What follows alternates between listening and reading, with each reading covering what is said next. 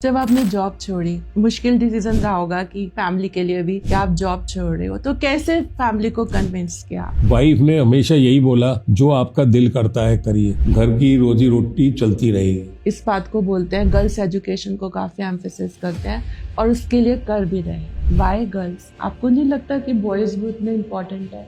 क्योंकि परिवार में एक लड़का है और एक लड़की है। ये लड़का तो चाहे माँ बाप कर्जा ले रहे हो, पब्लिक स्कूल में भेज रहे होंगे, और लड़की को गवर्नमेंट स्कूल में भेजेंगे या हो सकता है ना भी भेजें। आपने one of the biggest YouTuber mister beast के साथ कोलैब किया।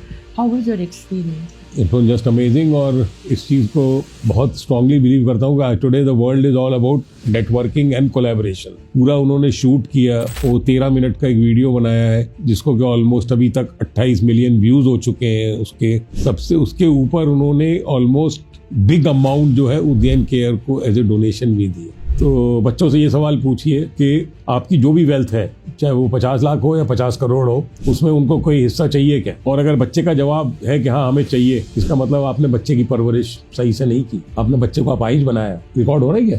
आज के गेस्ट की कहानी सिर्फ सक्सेस की कहानी नहीं है, एक पर्पस की कहानी है। एक इंजीनियर, एक कॉर्पोरेट एग्जीक्यूटिव, एक इंसान जिन्होंने एनटीपीसी, एबीबी और टाटा जैसी ऑर्गेनाइजेशन में एक सक्सेसफुल करियर बनाया, लेकिन एक दिन उन्होंने खुद ही सब कुछ छोड़ दिया। ना कोई फाइनेंशियल क्राइसिस था, ना कोई जॉब की प्रॉब्लम थी, फिर भी उन्होंने कॉर्पोरेट वर्ल्ड छोड़कर अपनी जिंदगी उन बच्चों के लिए डोनेट कर दी, उन बच्चों के लिए डेडिकेट कर दी जिनका इनसे खून का भी रिश्ता नहीं था। आज वो हजारों बच्चों को एजुकेशन देते हैं, गर्ल्स के लिए एम्पावरमेंट का सोर्स है, सोशल डेवलपमेंट के लिए काम कर रहे हैं।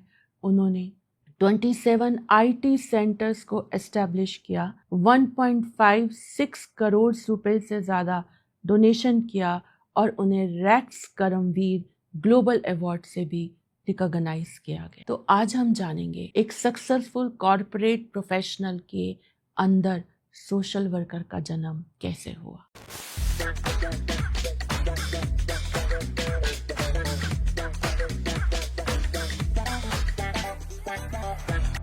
तो बहुत बहुत शुक्रिया आपका, सबसे पहले बहुत बहुत स्वागत टाइम टू टॉक में आने के लिए सर।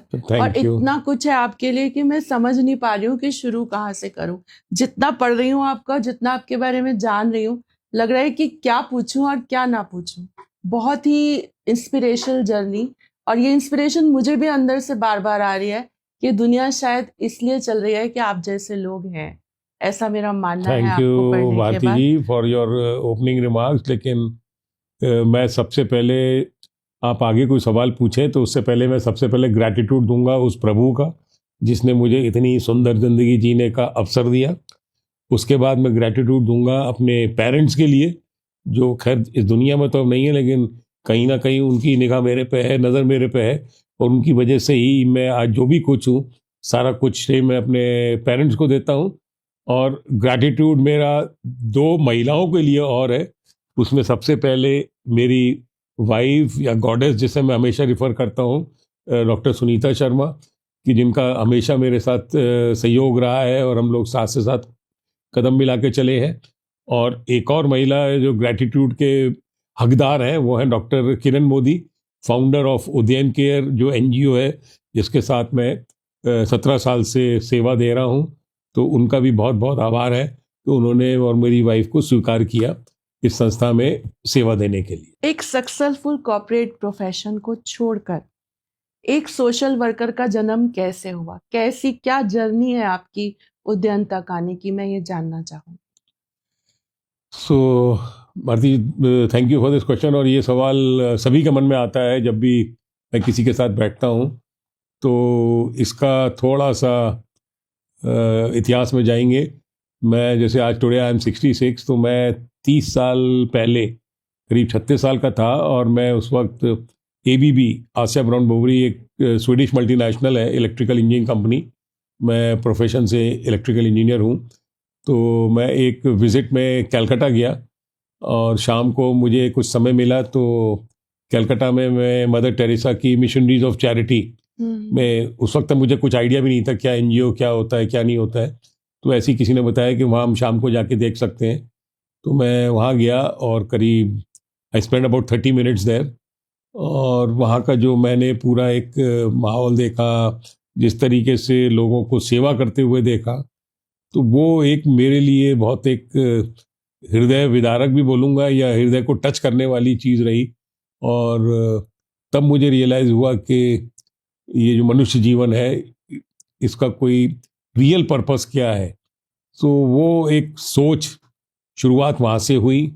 और फिर अगेन मैं बार बार मेरे आगे भी मैं बोलता रहूँगा, ग्रैटिट्यूड भगवान का, ये सोच मेरे अंदर डाली। और उसके बाद तो फिर अब इतिहास है। और वहीं से सोच के साथ शुरू हुआ कि किसी न किसी पड़ाव पे जाके जीवन के इसको जो है तन मन धन से सेवा करनी है। और thanks to God that opportunity came in the form of Udayan care, जिसके साथ मैं 2009 में, जबकि मैं उस वक्त टाटा टेली सर्विसेज में सीनियर पोजीशन पे काम कर रहा था, तो मुझे उदयन केयर के साथ मैं जुड़ा।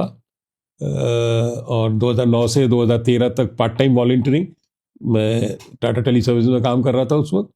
और 2013 में मैं 53 साल की उम्र में, जो कि मेरी सोच बहुत पहले हो चुकी थी, मैंने कॉर्पोरेट को अलविदा कहा या थैंक यू कहा। और आज 13 साल हो गए हैं पूरे। और मुझे लगता है कि ये 13 साल मेरे आई थिंक जीवन के सर्वश्रेष्ठ साल हैं, अगर मैं पूरा अपना पास्ट का इतिहास देखूं तो मेरा सवाल ये है कि क्या आप खुश हैं, सेटिस्फाइड हैं कॉर्पोरेट को छोड़ने के बाद, एक अच्छा पैकेज को छोड़ने के बाद?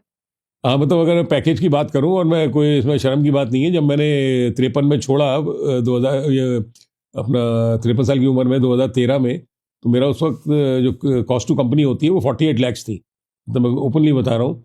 लेकिन क्योंकि जब सोच भगवान ने ऐसी कर दी, तो सेवा करनी है, तो फिर पैसा बिल्कुल एक सेकेंडरी चीज़ हो गया। क्योंकि लाइफ को हमने उसी तरीके से प्लान किया कि भाई छोड़ के अगर हम ये काम करेंगे तो फिर भी 2-3 वक्त की रोटी जो है वो खा लेंगे, छत है अपने सर के ऊपर, तो और इंसान को क्या चाहिए। और उसको तरह तरह से भगवान ने हमें रिवॉर्ड भी किया है डिफरेंट वेज में। अगर मैं बात करूं, उसका एक सबसे बड़ा रिवॉर्ड मेरे बेटे के रूम में किया। उसने आईटी दिल्ली से बीटेक किया, ठीक है, सिल्वर मेडल पाया उसने। उसके बाद वो IIM लखनऊ गया 2012 में, तो वहाँ गोल्ड मेडल पाया वो, और आज अच्छे पद पे काम कर रहा है। तो ये तो मैं एक रिवॉर्ड ही मानूंगा प्रभु का, जो इस फॉर्म में दिया। और ऐसे बहुत सारे किस्से हैं कि जो कि मैं एक तरीके से, अब आज के टाइम में अगर मैं रियल मायने बोलूँ, तो मैं उनका भगवान का ऋण चुका रहा हूँ, जो कुछ उन्होंने हमारे साथ किया है। कोई रिग्रेट तो नहीं हो? रिग्रेट, मैं तो अपने को अब हैप्पीनेस कोच बोलता हूँ। मैं जगह जगह पोस्ट भी लिखता हूँ, तो मैं लिखता हूँ उसमें क्या है, मैं हैप्पीनेस कोच। कोई मैंने इसमें कोई कोर्स नहीं किया है, लेकिन अगर आप शायद थोड़ा मेरी बॉडी लैंग्वेज से या मेरे फेस एक्सप्रेशन से देखेंगे, तो मेरे को लगता है I am the happiest person on this earth. क्या I'm so करते हैं happy. इस हैप्पीनेस को मेंटेन करने के लिए? हैप्पीनेस को मेंटेन करने के लिए बहुत तरीके हैं। और क्योंकि उदयन केयर के साथ जुड़ने के बाद रोज एक नया दिन होता है, जिन बच्चों के साथ काम कर रहे हैं कुछ ना कुछ नयापन रहता है। अगर मैं आज ही की बात करूं, 2 बच्चों ने 10th पास किया है ओपन स्कूल से, 2 लड़कियों ने, ग्रेटर नोएडा में जहां हमारा होम है बच्चों का। वो बच्चे रहते हैं जिनके माता पिता नहीं है तो उन्होंने 10th पास किया है ओपन स्कूल से। और अब उनको हमें 11th में एडमिशन कराना है। तो आज ही एक प्रज्ञान स्कूल से आया है कि बच्चों का मंडे को हम, बिकॉज हम उनको चाह रहे हैं कि रेगुलर स्कूल में एडमिशन हो जाए 11th में, तो आज सुबह ही एक मेल आई है कि मंडे को आप सुबह 8:30 बजे लेके आ जाइए, हम उनका टेस्ट लेंगे, और अगर उन्होंने वो टेस्ट क्लियर कर लिया तो उनको 11th में स्कूल में एडमिशन मिल जाएगा। तो आप देखिए ना, कितनी खुशी की बात है कि अगर बच्चे, आई एम वेरी कॉन्फिडेंट कि बच्चे टेस्ट क्लियर कर लेंगे और एक रेगुलर स्कूल में, एक अच्छे पब्लिक स्कूल में जाना शुरू करेंगे, और एक 11th-12th वहाँ से कंप्लीट करेंगी दोनों बच्चियाँ। तो रोज कुछ ना कुछ ऐसे वाकयात होते हैं, इंसिडेंट्स होते हैं कि ईश्वर की कृपा से अपरंपार खुशी मिलती ही रहती है डिफरेंट फॉर्म्स में। खुशी देने में ज्यादा है। बिल्कुल, जैसे लोग बोलते हैं ना, आर्ट ऑफ लिविंग आजकल बहुत प्रचलित है ना, बहुत ज्यादा लोग उसको कर रहे हैं। और इसमें मैं कोई कमेंट नहीं कर रहा हूं उनके ऊपर, ठीक है, हर एक का अपना अपना जीने का तरीका है। लोगों ने मुझे बोला आप भी ये आर्ट ऑफ लिविंग कर लो। मैंने कहा भाई, आई believe in art of giving. Art of living तो हो गई मेरी, अब 66 साल का हो गया, मैं बहुत अच्छे से जी लिया। अभी तो मेरा जीवन आर्ट ऑफ गिविंग की तरफ है। तो मैंने कहा अगर आपको आर्ट ऑफ गिविंग सीखनी है तो आप मेरे से कुछ मेरे साथ जुड़िए, तो मैं आपको आर्ट ऑफ गिविंग सिखाऊंगा। और आर्ट ऑफ गिविंग कोई पैसा ही देना नहीं है, बहुत तरीके हैं गिविंग के। तो मैंने कहा आई believe in living is giving. So art of living और आर्ट ऑफ गिविंग को मैंने कंबाइन कर दिया। लिविंग, गिविंग इज लिविंग, ठीक है ना। जितना आप देंगे उतना ही आपको खुशी मिलेगी, उतना ही आपको एक सेटिस्फैक्शन मिलेगा, ये मेरा मानना है। अगर मैं आपसे एक वर्ड में पूछूं कि आपकी पहचान क्या है, आप एक इंजीनियर है, कॉर्पोरेट है, आप एक सोशल वर्कर है, आप एक एनजीओ चलाते हैं, तो आप अपने आप को कैसे डिफाइन करना चाहेंगे? आम आदमी। मैं एक आम आदमी हूं जिसको कि भगवान की कृपा है, भगवान का आशीर्वाद है, भगवान ने इस तरीके की सोच कर दी है। तो वही मैं मानता हूं कि जैसे मैंने बोला, गिविंग मेरे लिए giving he, and giving can be in different forms. जैसे मैं बोलूं, हर इंसान के पास 4 चीज़ें होती हैं 24 घंटे: लव, नॉलेज, चाहे वो कम हो ज़्यादा हो इसका कोई वो नहीं है, नॉलेज और वेल्थ या पैसा। तो ये 4 चीज़ों को किसी भी फॉर्म में अगर आप गिविंग कर रहे हैं तो उससे ज़्यादा और क्या चाहिए। भगवान ने हमें इतना ज़्यादा 50, 52, 53 तक दिया है, वो हम अपने साथ तो कुछ लाए नहीं थे, सब समाज से लिया। तो अब हमारी जिम्मेदारी समाज की तरफ है कि हम उस समाज को वापस दें डिफरेंट फॉर्म्स में।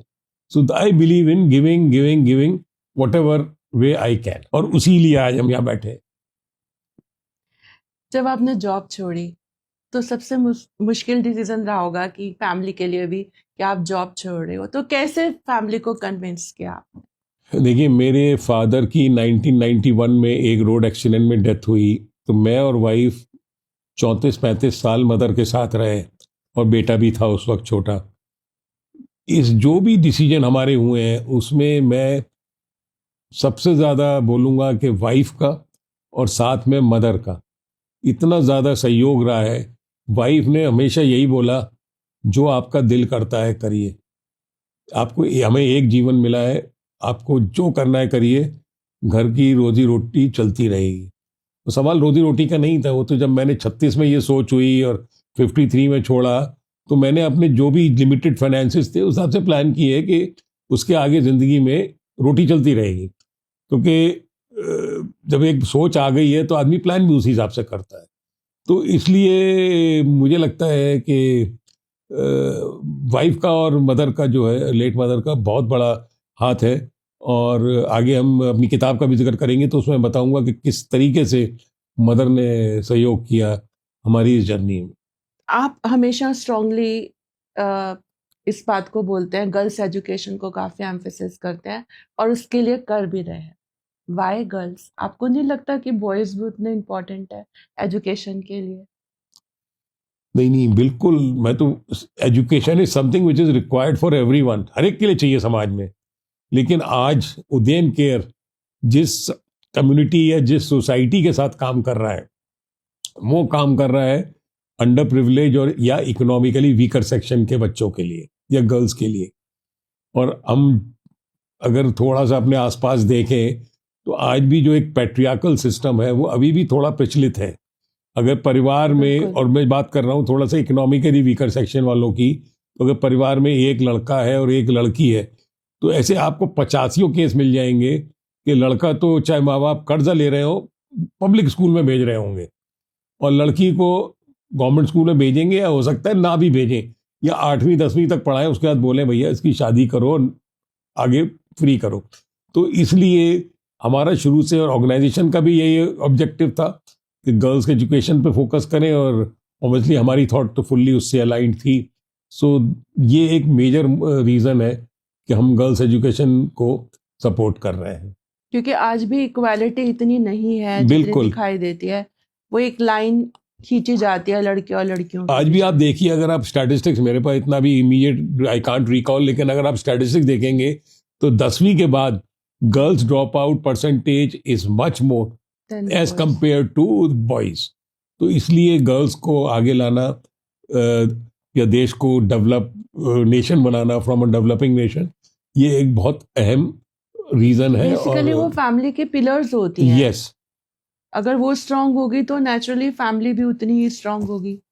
तो इस बारे में आप क्या कहना चाहेंगे? नहीं नहीं, तो जैसे एक पुरानी कहावत है, मैं कोई नई चीज नहीं बोल रहा, लेकिन अगर एक लड़की लड़की को- परिवार में पढ़ लेती है तो आगे की जनरेशन्स पढ़ लेती हैं। बिल्कुल। तो वही सोच है कि अगर आज एक लड़की पढ़ के नौकरी कर रही है, जॉब कर रही है, कल को उसकी फैमिली होगी तो आई एम श्योर उसके दिमाग में हमेशा रहेगा कि मैं पढ़ी हूँ तो मुझे अपने बच्चे को भी पढ़ाना है। तो आई थिंक ये एक इम्पॉर्टेंट पिलर या इम्पॉर्टेंट एस्पेक्ट है जिसमें कि girls education is very very critical for country growth, country development, because nation building तो हम सभी की जिम्मेदारी है। आपने इतनी लड़कियों को एजुकेट किया इस पूरे लंबे ड्यूरेशन में और आज भी आप वही कर रहे हैं, तो कोई एक ऐसे इंस्पिरेशनल स्टोरी हो आपके पास जो आप कभी ना भूल पाते हो, कोई ऐसी गर्ल को जिसको आपने एजुकेट किया हो? स्पेसिफिक होना बड़ा मुश्किल है भारती जी, बिकॉज मेरा मतलब 13 साल से पिछले जो मैं फुल टाइम से हूँ 85 ऐसी स्टोरीज हैं जिनका कि मैं जिक्र कर सकता हूँ।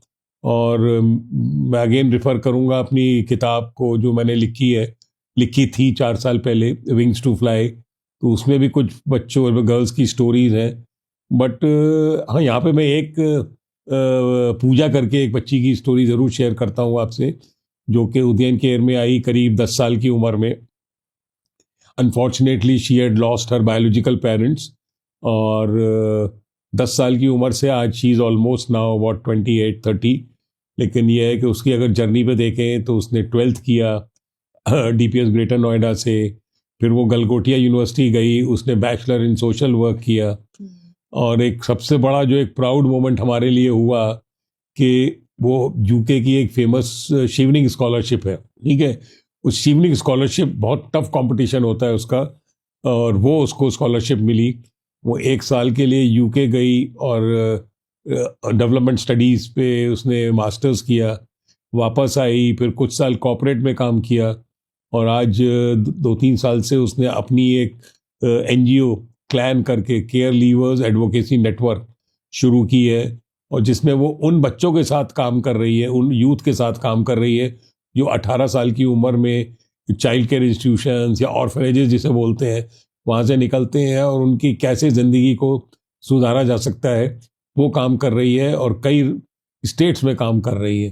तो हमारे लिए पूजा जैसी और बहुत स्टोरीज हैं, बट डेफिनेटली पूजा को मैं बोलूँगा कि ये भी उन स्टोरीज में जो हमारे लिए बहुत मोटिवेशनल है, इंस्पिरेशनल है, और हमें भी पुश करती है और बेहतर करने के लिए। Do you feel that society has changed its perception towards girls? Starting में जब कोई भी एनजीओ में आप काम किया जाता है तो ये देखा जाता था कि ठीक है लड़कियों और लड़कों में डिफरेंस है, लेकिन आज क्या ये परसेप्शन कुछ बदला है? हाँ, मतलब मैं अपने पर्सनल एक्सपीरियंस से अगर मैं बोलूँ तो डेफिनेटली चीज़ें चेंज हुई हैं, ऐसा नहीं है, क्योंकि हमारा जैसे बताया जिन कम्युनिटी के साथ हम काम कर रहे हैं वहाँ पे 13, 14, 15 साल पहले उन पेरेंट्स की टुवर्ड्स गर्ल्स एजुकेशन क्या सोच थी, और आज की जो नस्ल है, जो जनरेशन है, वो गर्ल्स के वाले क्या सोच रही है। तो डेफिनेटली पेरेंट्स का भी नज़रिया बदला है, उनको भी धीरे धीरे समझ आया है कि गर्ल एजुकेशन बहुत इम्पॉर्टेंट है। तो ओवरऑल तो things are positive, and I am very optimistic के मे बी अगले नेक्स्ट 1 डिकेड में things will improve much more. तो स्वार्थ डिग्निफाइड बिल्कुल, मतलब अगर आप देखें तो मतलब अगर हम एक स्पोर्ट्स का एरिया ले ले तो आज ओलंपिक्स की बात करें तो वहाँ भी देखें ना, गोल्ड मेडल आते हैं तो लड़कियाँ ज़्यादा लेके आती है। अगर आप एक स्पेसिफिक एरिया की बात करें तो आई थिंक ये सब एजुकेशन का ही है कि कहीं ना कहीं एजुकेशन और इन सब चीज़ों से सोसाइटी बदल तो रही है, and good for the country. क्या सोशल सर्विस करना किसी एनजीओ में पैसे डोनेशन करना ही है? लोगों का जनरली यही माइंडसेट होता है। अच्छा सवाल है। एक वर्ड है इंग्लिश का, फिलैंथ्रोपी, ठीक है ना। जब भी आप किसी से बात करिए फिलैंथ्रोपी की तो उसका सबसे पहले जाता है अरे यार ये तो पैसा मांगेंगे, या पैसा देना फिलैंथ्रोपी है। बिल्कुल गलत। आज आप अगर एक बच्चे को जाके किसी एनजीओ में हफ्ते में 3 दिन 2 दिन 1-1 घंटा साइंस, मैथ, इंग्लिश या कुछ और लाइफ स्किल सिखा सकते हैं, वो भी एक एक्ट ऑफ फिलैंथ्रोपी है। तो एक तो व्यूअर्स को ये बड़ी क्लैरिटी होनी चाहिए कि फिलैंथ्रोपी का मतलब खाली पैसा नहीं है। अगर आपने अपना समय भी दे दिया, क्योंकि एक पुरानी कहावत है टाइम इज़ मनी, ठीक है, तो अगर आपने समय भी दे दिया, बताया ना कि हफ्ते में 2 घंटे जाके या 3 घंटे, तो वो भी एक समाज के लिए बहुत बड़ा कंट्रीब्यूशन है, बहुत बड़ा वैल्यू एडिशन है। तो ये लोगों को थोड़ी सी ये भी सब सोच बदलनी होगी कि कैसे हम समय दे सकते हैं सोशल वर्क में वॉलंटरीली। कभी ऐसा हुआ है कि आपके एनजीओ में कोई लड़की आई हो, उसने एनजीओ को ज्वाइन किया हो, कुछ समय बाद वो अचानक ही उसको छोड़कर चली गई हो, तो क्या आप ऐसे केस में फॉलो करते हैं? तो मैं थोड़ा सा आपको अपना एक प्रोग्राम के बारे में बताता हूँ, तो उससे फिर आप रिलेट कर पाएंगी। हम लोग होम्स रन करते हैं उन बच्चों के लिए जो जिनके पेरेंट्स नहीं हैं, ठीक है। तो वो बच्चे हमारे पास चाइल्ड वेलफेयर कमेटी, एक जुडिशियल बॉडी है, उसके थ्रू आते हैं और हमारे एनजीओ घर में रहते हैं। जैसे ग्रेटर नोएडा में एक होम है जहाँ मैं और मेरी वाइफ बच्चों को देख रेख कर रहे हैं, गर्ल्स को। तो बहुत बार ऐसा भी होता है कि बच्चों के, मान लीजिए बच्चा अबंडेंट है या लॉस्ट है, कहीं हो गया और हमारे पास आ गया थ्रू दी CWC ऑर्डर्स, और 4 साल बाद 5 साल बाद बच्चे के पेरेंट्स ट्रेस हो गए, तो वो रिस्टोर भी हो जाता है। तो उन केसेस में हम लोग बच्चों को जो है, अगर वो पेरेंट्स के पास चले भी गए तो हम लोग कंटिन्यू करते हैं, मॉनिटर करते हैं। और 18 के बाद, जैसे बच्चा कई बार 18 के बाद पेरेंट्स के पास चला गया, तो हम उसकी एजुकेशन और उस सब पे भी सपोर्ट करते हैं और मॉनिटर करते हैं। बिकॉज ये तो कंप्लीट लाइफ साइकिल है, क्योंकि बच्चा जब रह रहा है कहीं पे तो उसकी एजुकेशन जहाँ तक वो कंप्लीट करना चाहता है वो ऑर्गेनाइजेशन सपोर्ट करती है। तो इवन अगर बच्चा फैमिली में चला गया है तो we continue to monitor and support for his or her education. मान लीजिए एक बच्चा है, एक लड़की है जो आपके एनजीओ में रह रही है, ठीक है, 10 साल 12 साल, ठीक है। अचानक वो आपके एनजीओ छोड़कर चली गई। नहीं, एक तो अचानक कभी ऐसा होता नहीं कि अचानक छोड़ के जाएगी, क्योंकि जब भी होगा किसी प्रोसीजर के थ्रू होगा, ठीक है। मान लीजिए वो 18 की हो गई और उसकी फैमिली है, फैमिली मीन्स पेरेंट्स नहीं है, मान लीजिए ग्रैंड पेरेंट्स है या अंकल आंटी है, तो उसमें वो अगर रेस्टोर हुई तो वो रेस्टोर प्रॉपर लीगल चैनल से होती है। ऐसा नहीं कि वो अचानक से गायब हो जाएगी। उसकी शादी भी नहीं हो सकती इस तरीके से? नहीं, शादी हम लोग शादियां भी करते हैं। अगर हमारे साथ बच्चियां रहती हैं, मैं पिछले 13 साल में हम लोग 12-13 शादियां कर चुके हैं गर्ल्स की, जो 21, 22, 23 की हो गई, पढ़ाई पूरी कर ली या कुछ वोकेशनल स्किल ले लिया, तो हम लोग शादियां भी करते हैं। तो और फिर उन परिवार को बराबर हम लोग मॉनिटर करते हैं। अभी 1.5 साल पहले हमने 3 बच्चियों की, 1.5 साल पहले, सॉरी, लास्ट अक्टूबर में हमने 3 बच्चियों की एक साथ शादी की। तो उनके परिवार के साथ आना जाना, मिलना, फॉलो अप, मतलब फैमिली की तरह रहता है। तो आप लड़कों को कैसे ढूंढते हैं? वो उनकी चॉइस के होते हैं कि? दोनों ही चीज़ें हैं। ऑब्वियसली नेटवर्क के थ्रू, रेफरेंसेस के थ्रू भी आता है, और कई बार गर्ल्स अपने आप भी ढूंढ लेती हैं, तो दैट्स ओके। आज के टाइम में तो ये काफ़ी नॉर्मल है कि गर्ल्स फाइंड बॉयज़ और बॉयज़ फाइंड गर्ल्स। तो अगर वो अपने ढूंढ लेती हैं तो भी हम फैमिली को पूरा एक बार खटोलते हैं, देखते हैं, उनके घर जाते हैं। ऐसा नहीं कि लड़की ने लड़के को ढूंढ लिया और बस हमने शादी कर दी। पूरा फैमिली चेक करते हैं। अभी एक शादी की हमने जो अक्टूबर में, वो लड़की कहीं मध्य प्रदेश का था लड़का, तो हमने यहाँ वहाँ पे हमारी एक दो लोगों की टीम गई, पड़ोस में पता किया, मतलब जैसे फैमिली का पूरा पता करना, एक नॉर्मल फैमिली, बिकॉज हम गार्जियन है, ऐसा नहीं कि किसी के साथ भी। वो सारा जब हमने पूरा चेक कर लिया अपनी चेकलिस्ट के हिसाब से, उसके बाद फिर हमने शादी की। अब वो लड़कियां सुखी हैं, आप उनको फॉलो अप करते हैं? यस, बिल्कुल। तो कैसे करते हैं उनको? भाई मेनली तो देखिए फ़ोन पे ही होता है, क्योंकि इतने सारे बच्चे हैं, इतनी शादियां हो चुकी हैं, तो आप हर वक्त जा नहीं सकते फिजिकली, वेरी डिफिकल्ट। लेकिन फ़ोन पे स्टाफ फॉलो अप करता रहता है, हम लोग भी बीच बीच में बात करते रहते हैं, तो उस तरीके से ही मेनली फॉलो अप होता है। अभी एक बच्ची की शादी 12 साल पहले हुई थी, कुछ इश्यूज थे उसके घर में, तो अभी लास्ट वीक हमारी टीम गई, 2 लोगों की, मिल के आई, समझा के आई, वो सारा कुछ तो ज़रूरी होता है, तो फिजिकली भी हम लोग जाते हैं। वो उसकी शादी कहीं हरियाणा में हुई है, तो आप उनके पूरे एज ए पेरेंट बिल्कुल रिस्पॉन्सिबिलिटी को करते हैं। एग्जैक्टली। इंडिया में लड़कियों को as a sex object treat किया जाता है। आए दिन रेप होते हैं, मोलेस्टेशन केसेस पे आते हैं। तो आप ऑर्फन लड़कियों को एनजीओ के साथ एसोसिएट करते हैं, जहाँ ये सबके चांसेस कई बार बढ़ भी जाते हैं, because that kids don't have their parents, को उनको प्रोटेक्शन भी नहीं ऐसी होती है। तो इस केस में कैसे आप उनको हैंडल करते हैं, या कोई ऐसा केस जो आपके सामने आया हो और आपने उसको किस तरीके से हैंडल किया? तो अगर मैं बात करूं हमारी ऑर्गेनाइजेशन में, तो कोई ऐसा कभी रेप का केस तो आया नहीं, बट मैं आपको ये बता दूं कि हमारी एक तो बहुत ज़्यादा हमारा फोकस जो है ना मेंटल हेल्थ के ऊपर बहुत है। एक तो क्योंकि जितने भी बच्चे आते हैं, चाहे गर्ल्स होम में या बॉयज़ होम में, सब ट्रॉमेटिक बैकग्राउंड से होते हैं। ठीक है ना, कोई नॉर्मल बच्चा नहीं आता है, तो एक तो सब ट्रॉमेटिक बैकग्राउंड होता है, तो हमारी काउंसलिंग बराबर होती है। मेंटल हेल्थ बहुत इंपॉर्टेंट हमारे लिए है। हर होम में काउंसलर की नियुक्ति हो रखी है, जो बच्चों के साथ बराबर बात करता रहता है। बहुत सारी लाइफ स्किल वर्कशॉप्स होती हैं, कंटिन्यूअस, मतलब ये सारी चीज़ें मतलब पार्ट ऑफ एक सिस्टम और प्रोसेस है, तो बताया जाता है। तो as far as rape case तो कोई अभी तक आया नहीं हमारे पास, और इन सब चीज़ों के बारे में जानकारी लेकिन बच्चों को दी जाती है। मेंसुरेशन क्या है, क्योंकि बच्ची 10-11 साल की आई है, तो आगे चल के वो सारी चीज़ें होती हैं। तो बताया ना, काउंसलर है, then we get experts, we get gynaecologist जो सेशंस लेते हैं बच्चों के साथ, तो वो सारी as part of the process activities होती हैं। तो आप उनके फैमिली बैकग्राउंड से अवेयर होते हैं जिस तरीके से वो बच्चे लाए जाते देखिए, कभी अवेयर होते हैं, कभी नहीं होते हैं, क्योंकि ये काम अवेयर करने का काम होता है सरकार का। जैसे CWC, जैसे मैंने बताया, बच्चा हमारे पास आता है तो उनका काम है कि वो इन्वेस्टिगेट करें, बच्चे का बैकग्राउंड पता करें, कहाँ से आया है। तो वो जो भी कुछ बैकग्राउंड होता है वो बच्चे का जो हमारे पास आता है उनकी रिपोर्ट के साथ आता है। तो वो सारी चीज़ें फिर हमारी फाइल बनती है, वो सारा डॉक्यूमेंटेशन उस फाइल में रहता है। तो कहीं पता होता है, कभी नहीं पता होता है, क्योंकि अल्टीमेटली जब बच्चा कोर्ट में जा रहा है चाइल्ड वेलफेयर कमेटी के, तो जो बच्चा बता रहा है वही वो लोग रिकॉर्ड कर रहे हैं। फिजिकली तो कोई इतना इन्वेस्टिगेट संभव भी नहीं होता, और कोशिश भी की जाती है तो कई बार इंफॉर्मेशन मिलती नहीं है। आपके एनजीओ से बहुत सारी लड़कियां एजुकेट होकर निकलती हैं, तो क्या वो वापस लौट के अपना कुछ कंट्रीब्यूशन उद्यान को देती हैं? Good question. और जैसे मैंने अभी बीच में आपको बताया था कि डिफरेंट वेज में कंट्रीब्यूट करती हैं, तो ये हम इन सबको बोलते हैं एलुमनाइज, जो निकल चुके हैं, शादियां हो गई या जॉब कर रहे हैं। जैसे पूजा का मैंने केस बताया, तो ये सारे बच्चे किसी ना किसी फॉर्म में, मैं ये नहीं कह रहा सारे 100%, बट मेजॉरिटी ऑफ देम किसी ना किसी फॉर्म में अपने छोटी बहनों को गाइड करना, वर्कशॉप्स लेना, लाइफ स्किल्स के बारे में बताना, तो वो सारी चीज़ें डेफिनेटली सबके अंदर एक ये भावना तो है।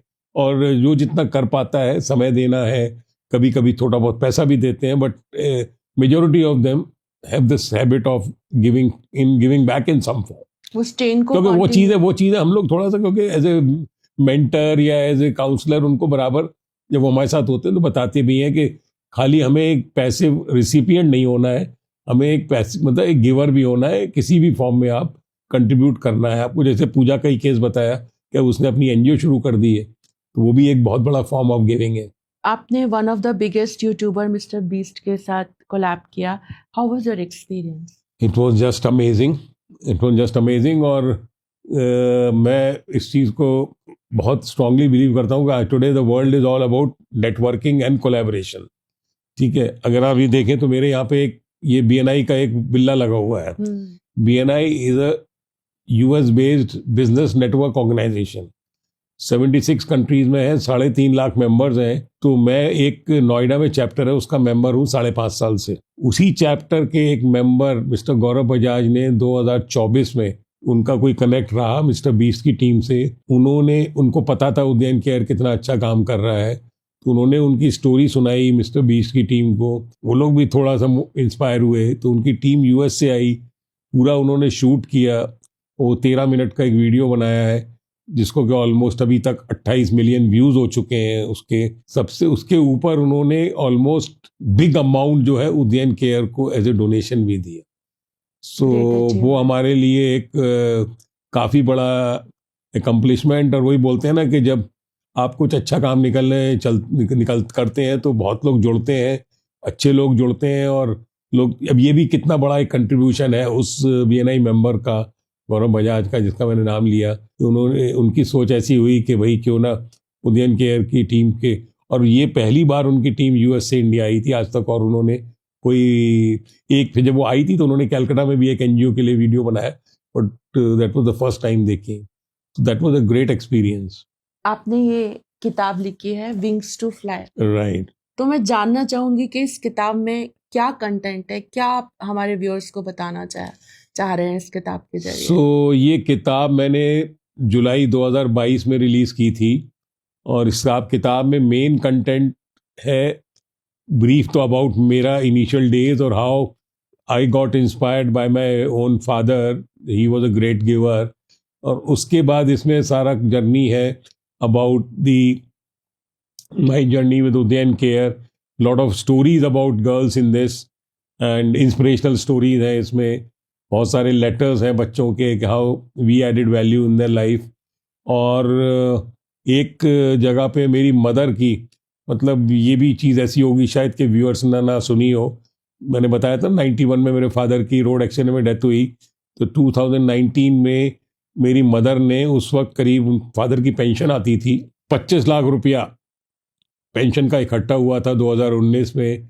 मदर ने पूरा एक स्ट्रोक में, एक चेक में 25 लाख उद्यान केयर के नाम डोनेट किया, ये कहते हुए कि मतलब for me and my wife कि आप लोगों ने इतना मुझे अच्छे से रखा है कि इस पैसे की ज़रूरत उन गर्ल्स के लिए ज़्यादा है जिनको कि एजुकेशन मिलनी चाहिए इस पैसे से। तो एक सिंगल चेक में उन्होंने 25 लाख रुपया उदयन केयर को डोनेट किया। तो ये छोटी छोटी चीज़ें हैं, लेकिन ये सारी चीज़ें फिर मैंने इस बुक की शेप में दी हैं।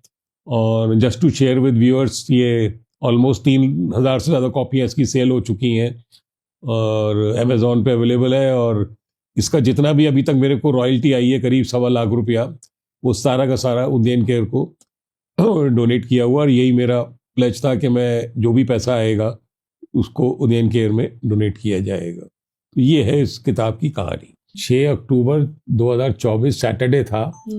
मैं, मेरी वाइफ डॉक्टर है, मैंने बताया, मेरी सिस्टर डॉक्टर है, मेरे ब्रदर इन लॉ डॉक्टर हैं, हम लोग सेम सोसाइटी में रहते हैं। शाम को 6 बजे तबीयत ख़राब हुई है, वो बड़बड़ा रही थी, मेरे राम आ गए, मेरे राम आ गए। और दीपक, तुम्हें याद है ना, मुझे जलाना नहीं है। These were her last words. हम तुरंत, उनको फीवर 104 हो गया, रिकॉर्ड हो रहा है क्या? फीवर 104 हो गया उनको, वो अनकॉन्शियस ही हो गई। तो हम कैलाश हॉस्पिटल लेकर गए ग्रेटर नोएडा। 6 अक्टूबर शाम को 7 बजे आईसीयू में एडमिट किया है। घर से मैंने बताया क्या क्या वो बड़बड़ा रही थी, बोल रही थी, अनकॉन्शियस उसमें।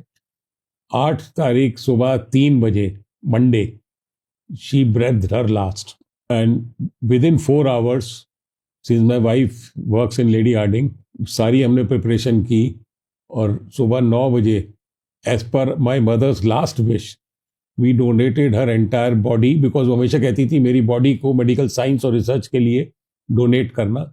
We handed over that her last remains to Lady Hardinge medical college, which is very rare. You would have heard people donate organs, लेकिन बॉडी डोनेशन जो है बहुत रेयर होता है, क्योंकि हम लोग जो भी बोलिए, हम मोक्ष में और बहुत सारी हिंदू कल्चर में इस तरह की बिलीफ होती है, लेकिन हमें अपनी माँ की आखिरी इच्छा पूरी करनी थी।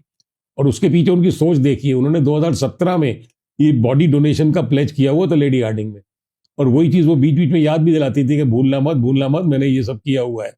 और उनका रीज़न क्या होता था कि आप लोग जलाओगे, उसके बाद अस्थियों को गंगा में बहाओगे, गंगा को पॉल्यूट करोगे, और फिर उसी को साफ करने के लिए पैसा लगाओगे।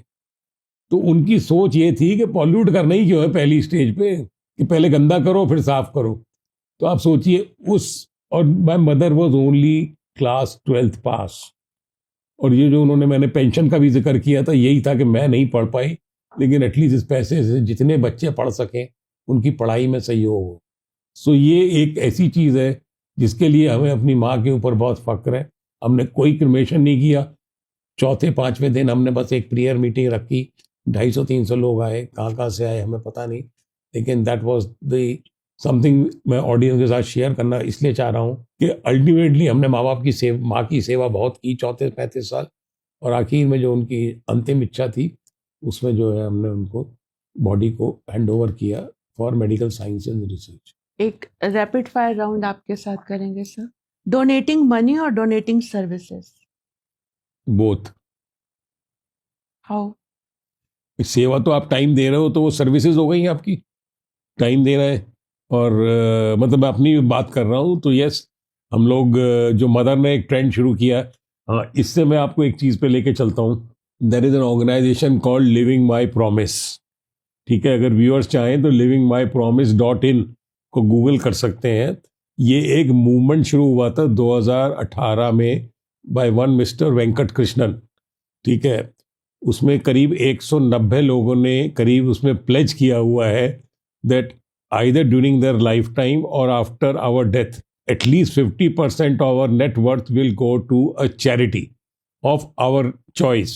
उसमें मैंने और मेरी वाइफ ने 5 साल पहले वी हैव ऑल्सो प्लेज्ड, अगर आप करेंगे तो उसमें आपको हमारी फ़ोटो भी दिखेगी और उसकी हमारी प्लेज भी दिखेगी कि हमारे ने ये प्लेज किया है कि वी विल डू दिस, और उसी को हम आज की डेट में इम्प्लीमेंट भी कर रहे हैं। And whatever personal wealth we have started, जो हमारी मदर ने ट्रेंड शुरू किया 2019 में, ईश्वर की कृपा से वो अभी हम ट्रेंड कंटिन्यू कर रहे हैं, और भगवान ने चाहा तो ये आगे ऐसे ही करते रहेंगे।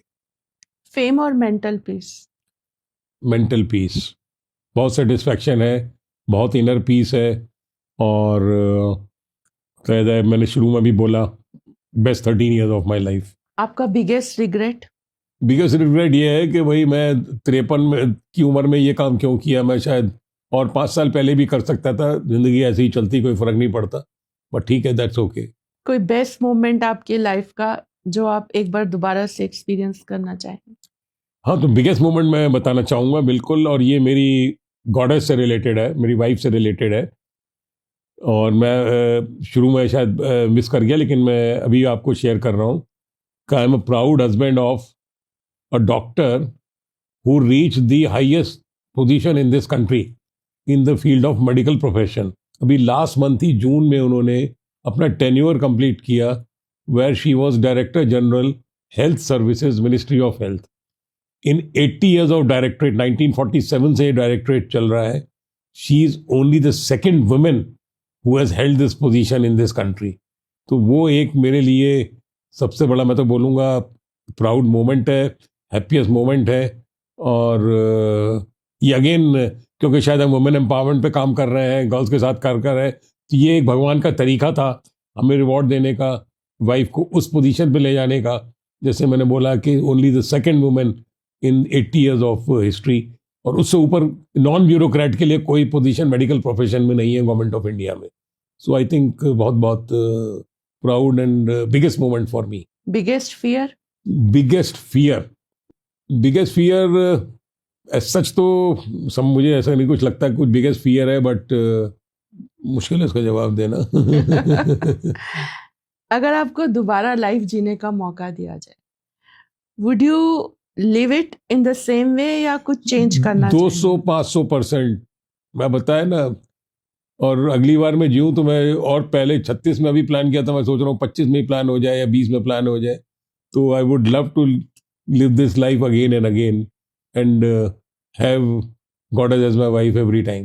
अगर आपको एक अपॉर्चुनिटी दी जाए कि आप 30 साल पीछे पहुंच जाएं, तो क्या कहना चाहेंगे आप उस 30 साल पीछे पहुंचकर? मैं यही कहना चाहूँगा कि आई थिंक सबकी समाज के प्रति जिम्मेदारी है, ठीक है ना। और मैं आज इस आपके पॉडकास्ट के माध्यम से 2-3 सवाल ऑडियंस को मैं थ्रो करना चाहूँगा, और स्पेशली उस ऑडियंस के लिए ये सवाल मेरे को बताया ना 30-35 साल की उम्र में आ गए थे, तो वही मैं अभी भी रिपीट कर रहा हूँ। ये सवाल खास तौर से उस ऑडियंस के लिए है जो 55 एंड अबव, क्योंकि मैं जब लिखता हूँ तो मैं कई बार ये लिखता हूँ कि ये 2 सवाल मैं ऑडियंस को थ्रो कर रहा हूँ, मुझे जवाब नहीं चाहिए।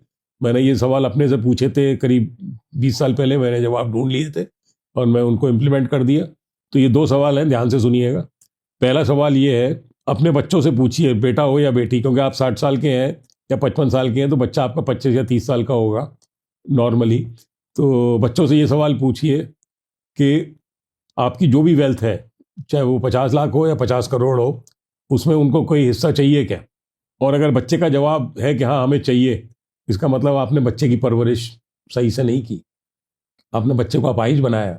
और सॉरी, मैं माफ़ी चाहता हूँ अगर मैं किसी के इमोशंस को अगर हर्ट कर रहा हूँ, लेकिन राइट पेरेंटिंग नहीं की, क्योंकि बच्चे को तो इंडिपेंडेंट बनाना है ना, उसका अपने पैरों पे खड़ा होना है और अपनी बाजुओं पे उसमें हिम्मत होनी चाहिए। तो अगर बच्चे ने बोला कि हाँ मुझे चाहिए, तो यू थिंक योरसेल्फ, ये सवाल आपके लिए है।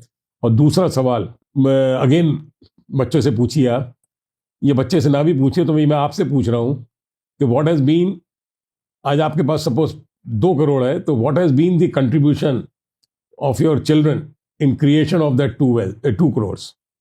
ये तो सवाल पूछिए। और अगर आप कहते हैं कि बच्चे ने क्या कंट्रीब्यूट किया, भाई आपने बच्चे को पढ़ाया है, कराया, आपने ही कंट्रीब्यूट किया है ना। तो ये सवाल अगर आप पूछते हैं अपने से कि what has been your child's contribution in creating your wealth, और उसका जवाब है कि कुछ कंट्रीब्यूट नहीं किया, तो देन इतना तो बनता है ना कि अगर 2 करोड़ है तो 1 करोड़ ही दो बच्चे को और 1 करोड़ समाज को दो।